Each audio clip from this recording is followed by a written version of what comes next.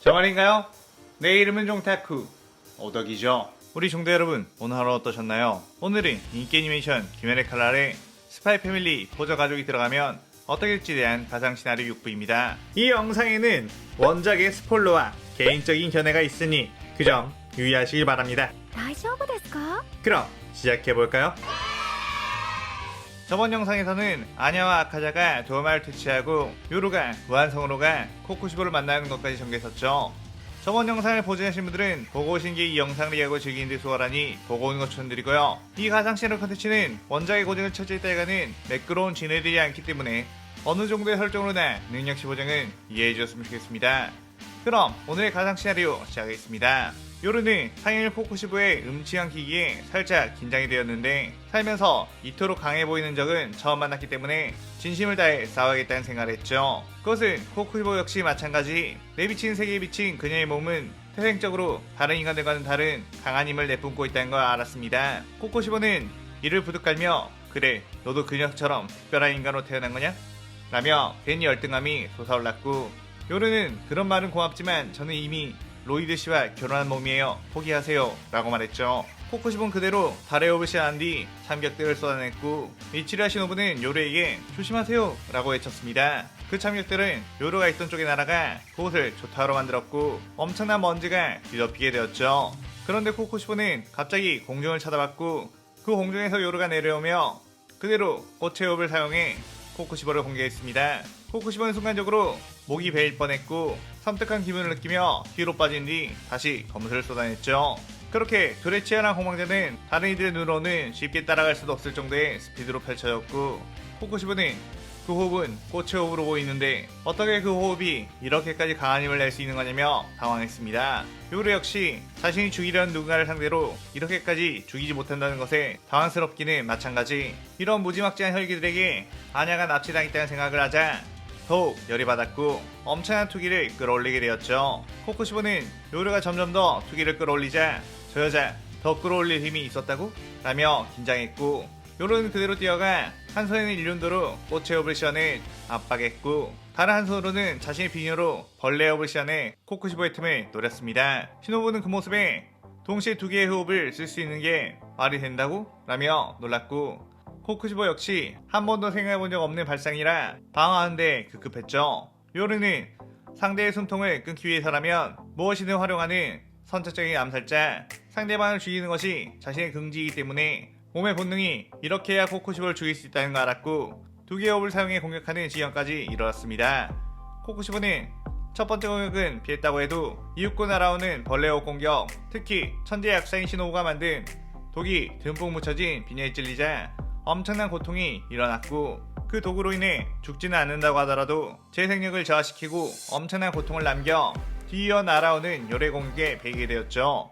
코쿠시보는 수백 년간 검술을 닦아오며 지구의 경지까지 오른 내가 이런 정체를 알 수 없는 여자에게 질 듯 싶으냐고 재정비에 달의 업 참격을 날려댔고 요르는 그 무지막지한 공격을 피해 뒤로 물러났습니다. 그런데 그 순간 탕탕 두 발의 총알이 날아와 코쿠시보의 몸에 꽂혔고 코쿠시보는 총? 내가 이 한낱 총알조차 피하지 못했다고? 라며 당황했죠. 코쿠시보는 모든 신경을 자신의 최대 적수인 요루에게 곤두세웠고 총알이 날아오는지 전혀 신경도 못 쓰는 상태였습니다. 로이드는 멀리서 엄청난 싸움이 벌어지는 걸 느껴 황급히 뛰어왔는데 그가 본 것은 요루가 코쿠시보의 공격에 튕겨나간 장면뿐. 요루가 코쿠시보를 압박하는 모습은 보지 않은 상황이라 그저 요루가 위험하다는 생각을 했죠. 그러다가 코쿠시보를 자세히 보니 몸의 두 군데가 재생이 제대로 되지 않고 썩어있는 부분이 있었고 저 부분에 독이 묻은 총알을 쏘면 효과가 있겠다고 생각했습니다. 로이드가 맞춘 그 두 부분은 바로 요루가 벌레호흡으로 찌른 부분. 코쿠시보는 안 그래도 재생이 안 되고 있는 곳에 또 다른 독이 들어오자 엄청난 고통이 느껴졌고 주변에 달의 호흡 참격을 날려대며 발광하기 시작했죠. 그의 로이드는 황급하게 요루를 안고 그 공격이 닿지 않는 곳으로 피했고 요루는 순간 얼굴이 빨개지며 로맨틱한 분위기가 연출이 되었습니다. 그 모습을 본 미치리가 어머 두 분 부부 사이라며 고작 앉는 걸로 그러는 거예요? 라고 물었고 요루와 로이드는 곧바로 서로 떨어져 헛기침을 했죠. 그러다가 요루는 아참 이럴 때가 아니고 지금 저 혈기를 막아야 하는데? 라고 다시 코쿠시보에게 가려고 했는데 이미 코쿠시보 앞에는 교메이, 사네미, 퓨조로가 포위하며 둘러싸였고 그대로 코쿠시보에게 공격을 퍼붓기 시작했습니다. 사네미는 뭐야 이 녀석 상인이라고 해서 엄청 강할 줄 알았는데 그냥 그렇잖아 라고 했고 교메이는 그래도 방심하면 안되니 이 팀에 끝내야 한다 라고 하며 바이오업을 쏟아냈죠. 이미 코쿠시보는 요루와 상대하면서 힘을 많이 썼고 데미지도 크게 입은 상태라 그들에게는 그렇게 보였습니다. 코쿠시보는 아까 그 여자와 마음을 짓고 싶다 라고 소리쳤지만 이제 막 온 기살대 주들은 그게 무슨 소리인지 몰랐고 이 녀석이 더 날뛰기 전에 죽여야 한다며 그대로 함께 모여 코쿠시보의 목을 베어버리게 되었죠. 다만 요루의 진짜 실력을 본 미츠리, 무이치로 시노부만이 요루를 보며 같은 편이게 정말 다행이라며 가슴을 쓸어낼 뿐이었습니다. 그때 탱겐과 오바나이는 무한성을 조정하고 있던 나키메의 목을 베어버린 데 성공하게 되었고 무한성이 무너지며 모두가 밖으로 나오게 되었죠. 무한성에 있던 혈기들도 전부 대실당한 상황. 무자는 도대체 도우마 녀석과 아카자 녀석은 어디에 있는 거냐며 텔레파시를 보내봤지만 둘 다 읽히지가 않았고 이대로 자기 혼자 귀할대 검사들과 싸워야 하는 건가 싶어 짜증이 났습니다. 주들은 그렇게 무자의 주위를 둘러싸운 뒤 그토록 염원하던 무잔 퇴치를 눈앞에 뒀다며 모두 흥분을 하는 상태가 되었죠. 무자는 그래도 내가 니까 녀석들한테 질 듯 싶으냐고 곧바로 촉수를 뻗어 광범위한 공격을 시전했고 주들은 각자의 호흡으로 촉수들을 베어내며 맞섰습니다. 주들 중 민첩성이 높은 오바나이가 뱀의 호흡으로 접근해 무자의 목을 베어내는 데 성공했지만 무자는 이미 목의 약점을 극복한 상태였기에 목이 베인과 동시에 회복해버리는 압도적인 재생력을 보여줬죠. 주들은 그럼 저 자식을 어떻게 죽일 수 있느냐고 당황했고 무자는 주들이 틈을 보이자 그대로 압도적인 힘으로 모두 날려버렸습니다. 그 모습을 본 로이드와 요르는 우리도 주들을 도와줘야 한다며 아까 코쿠시보를 상대할 때와 마찬가지로 시노부의 독이라면 무자를 약화시킬 수 있을지도 모른다고 했죠. 그렇게 요르가 빠른 속도로 무장에게 접근해 벌레호흡으로 무장을 찔렀고 로이드 역시 멀리서 무장에게 총을 쏴 맞췄습니다. 무자는 자신의 압도적인 재생력을 믿고 방어 자세를 취하지 않았기에 쉽게 독공격을 성공할 수 있었는데 무자는 독에 당하자 잠깐 고통스러워하더니 이내 잠잠해졌고 이 정도의 독으로는 날 죽일 수 없다며 웃었습니다. 그의 주들은 그렇다면 유일하게 남은 방법은 무자는 아츠까지 이곳에 붙들고 늘어져서 태양빛에 소멸하게끔 만드는 것이라고 했죠. 하지만 무장이 계속해서 날려내는 공격은 도무지 아침까지 버틸 수 있도록 여유를 주지 않았고 주들은 점점 체력이 빠져 버거워하고 있었습니다. 무자는 이게 너네 인간들의 한계라며 비웃었고 지쳐있는 시노부의 앞으로 다가가 그녀를 먼저 죽이려고 했죠. 그런데 그 순간 로이드와 요루가 시노부의 앞으로 뛰어가 그녀를 보호했고 무자는 너희들이 대신 죽을 테냐? 라고 하며 그들을 공격했습니다. 그때 파괴사 공격이 무자를 향해 날아와 면상을 갈겨 날려버렸고 무자는 땅바닥에 나뒹굴며 고통스러워했죠. 공격이 날아온 쪽에는 상해사 아카자가 한 걸음에 뛰어왔고 그의 등에는 아냐가 아빠, 엄마 라고 반기는 걸 볼 수 있었습니다. 로이드와 요르는 기뻐하며 아냐 무사했구나 라고 말함과 동시에 아카자를 보고 경계하며 분노를 내뿜었죠. 그때 아냐가 아냐 이 혈기는 날 지금까지 지켜주고 구해줬어 라고 그들을 말렸고 아카야는 아냐를 압체해서 미안하다고 돌려주려고 왔다고 했습니다. 그때 무장이 일어나 아카야 너희 자식 이게 뭐하는 짓이냐 라고 했고 아카자의 생각을 읽으려고 텔레파시를 보냈죠. 그런데 어째선지 텔레파시가 통하지 않았고 자신의 텔레파시가 무언가에 의해 막히는 느낌이 들었습니다. 무장은 그게 아카야의 등에 있는 꼬맹이의 영향이란 걸 알았고 아냐를 향해 촉수를 뻗어 공격했죠. 그러자 아카이는 그 촉수들을 요리조리 피하며 무잔의 앞가에 다가가 주먹으로 난타했고 무잔은 어떻게 이런 움직임을 보일 수 있는 건지 왜 아카자가 자신을 공격할 수 있는 건지 혼란스러웠습니다. 요르는 아냐에게 그 혈기 등에 엎혀있으면 위험하니 이쪽으로 오라고 소리쳤고 아냐는 아카자 등에 있을래? 라고 대답해 로이드와 요르를 놀라게 했죠. 아카야는 속마음으로 무장에게 공격할 수 있게 된 지금 무장에게 크게 한 방 먹여주고 싶다는 생각을 간절하게 했기에 자신이 아카자에게부터 도와줘야 할 것 같았습니다. 신체인력과 기술 자체가 뛰어난 아카자와 상대의 마음을 읽어 상대의 공격 패턴과 회피 패턴을 알고 있는 아냐가 함께하자 아무리 무장이라고 할지라도 그들에게 공격을 성공시킬 수 없었고 아카야는 그대로 무장의 온몸을 사정없이 구타를 했죠. 귀할대 주들은 그 모습에 어째서 상해늘기가 무장에게 대항하고 있는 건지 의아했지만 일단 우리에게 좋은 조건이 되는 것은 확실하기에 아카자에게 앞세 공격했고 부자의 촉수를 갈갈기 베어버릴 수 있었습니다. 부자는 잠시 뒤로 크게 물러선 뒤 다시 재생을 했고, 너희들 정말로 나를 화나게 했겠다? 이제 비장의수로 너희들을 한꺼번에 죽여주마 라고 외쳤죠.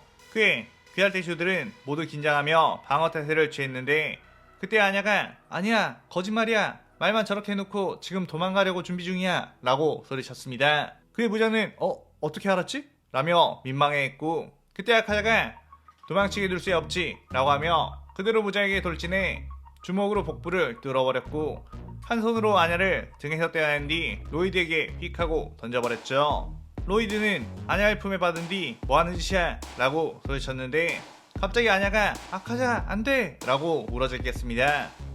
아냐는 로이드에게 아카자에 가야 해 라며 버둥거렸고, 로이드는 얘가 갑자기 왜 이러냐고 당황했죠. 부자는 그때 너희 자식 이거 뭐냐? 라고 물었고, 아카야는 네가 지금껏 내 소중한 기억을 빼앗고 나를 살인개처럼 부린 대가다. 내가 당하고는 못 살거든 이라고 했습니다. 그때 부자의 복부를 꿰뚫은 아카자의 팔이 붕괴되기 시작했고, 부자는 역시 복부에서부터 녹아내리기 시작했죠. 부자는 비명을 지르며 이게 뭐냐고 소리쳤고, 그때 피할대 검사들에게 타마요가 슥 나오게 되었습니다. 아카야는 아냐를 데리고 무한성으로 뛰어오던 중 무한성 입구에 있는 타마요를 만나게 되었는데, 아카자는 곧바로 타마요를 경계했고, 타마요 역시 아카자를 경계하다가 등에 옆에 있는 아냐를 보고선 이 아이가 이 세계에서 온 그들의 아이? 라고 생각했죠. 그때 아냐가 타마요의 마음을 읽고 아카자에게 나쁜 편이 아니라고 말해줬고, 타마요에게도 아카자는 우리 편이라고 말해줬습니다. 그렇게 타마요와 아카자는 서로 부장을 죽이고 싶었다는 걸 알게 되었고, 타마요는 아카자에게 위험하긴 하지만 부자를 죽일 수 있는 방법이 있다고 했죠. 타마요는 어떤 약을 만들었는데, 그것은 바로 부자의 재생력을 없애 일반 혈기 수준으로 끌어내린 약. 하지만 그 약을 바로 효과를 내게 하려면 부자의 몸속에 있는 장기에 직접 터뜨려야 했고, 신체력이 약한 자신이 어떻게든 해보려고 했지만 실패할 가능성이 높아 기회를 보고 있었다고 했습니다. 원래는 부자의 기사대원들과 싸우고 방심하던 틈에 자신이 어떻게든 그 약을 투여하려고 했지만, 당신이라면 좀 더 가능성이 높아지지 않을까 생각된다고 말했고, 아카야는 그런 게 있다면 내가 직접 가서 하겠다며 맡겨주라고 했죠. 그런데 타마요가 아냐의 눈치를 받고, 아카야는 어떤 느낌인지 알 것 같아 아냐에게 저 멀리 가 있으라고 한 뒤 부작용을 듣게 되었습니다. 그것은 바로 터트린 쪽도 혈기라면 그의 몸 역시 일반 혈기의 몸보다 더 약한 상태로 될 것이고, 지금까지 싸움에서 상처가 누적된 상태라면 목숨을 잃을지도 모른다고 했죠. 그의 아카야는 그런 거 난 전혀 신경 쓰지 않는다고 했고, 내가 하겠다고 했습니다. 그렇게 아카야는 자신의 목숨을 담보로 부장과 동기어진을 시전했고, 부장의 몸은 지금껏 맞은 계열대 검사들의 공격 데미지가 한꺼번에 몰려오며 온몸이 붕괴되어 갔죠. 그리고 아카자 역시 도마와의 싸움에서 얻었던 데미지에 몸이 부서져 갔고, 계열대 검사들 뭐해? 당장 부자의 목을 베어버려! 라고 소리쳤습니다. 그때 요루가 빠른 속도로 뛰어와 부자의 목을 베어버렸고, 부자는 그렇게 몸이 소멸하게 되었죠. 그때 아냐가 소멸해가는 아카자에게 다가와 왜 몸이 부서지는 거냐며 재생할 수 있지 않느냐고 어서 재생하라고 울어댔고, 아카야는 아냐를 쓰다듬으며 네 덕분에 다시 태어난 기분, 소중한 모든 것을 되찾고 홀가분하게 떠날 수 있게 되었다며 고맙다고 했고, 아냐는 죽지 말라며 오열을 했습니다. 그때 로이드와 요르, 아냐의 몸이 갑자기 반짝거리면서 희미해지기 시작했고, 로이드는 이거 설마 다시 우리 세계로 돌아가는 징조인가? 라고 했죠. 아카야는 다행이다. 너네들도 돌아갈 수 있게 되었구나. 나도 코유키와 결혼해 애를 낳았다면 너같이 귀여운 딸이 태어났을 수도 있었겠지. 비록 너에게 아빠 같은 존재는 못 되었지만 그래도 삼촌 정도의 느낌은 낼 수 있었다. 고맙다. 라고 했고, 아카자의 몸이 흩어짐과 동시에 호저 가족의 몸도 희미해지며 작별의 시간이 됨을 알게 되었습니다. 아냐는 아카자 삼촌 평생 잊지 않을게. 정말 와쿠와쿠한 모험이었어. 라고 말했고, 로이드와 요르는 자신들을 눈이 휘둥그레 쳐다보고 있는 귀살대원들에게 인사를 하며 자신들의 원래 세계로 돌아가게 되었죠. 눈을 떠보니 그곳은 다시 로이드의 방. 아냐는 보험의 여운 아카자와의 이별에 대한 서운함으로 계속 훌쩍훌쩍 울었고, 로이드와 요르는 그런 아냐를 위로해주며 이 시나리오가 끝이 나게 됩니다. 자, 이렇게 한때 중단되었었던 스파이 패밀리 가상 시나리오가 끝이 나게 되었네요. 독특하게 아냐와 아카자의 케미를 살려 진행하는 시나리오를 써봤는데, 후반부는 아냐 입장에서 슬픈 새드 엔딩, 아카자 입장에서는 해피엔딩을 맞이하게끔 해 나름의 감동 포인트를 넣어봤습니다. 오늘의 가상 시나리오에 대한 감상평 많이 남기시고 저는 다른 재밌는 시나리오를 들고 찾아오겠습니다. 오늘 영상 즐겁게 보셨다면 구독, 좋아요, 알림 설정 누르는 거 잊지 마시고요. 그럼 오늘은 이만 사요나라.さようなら。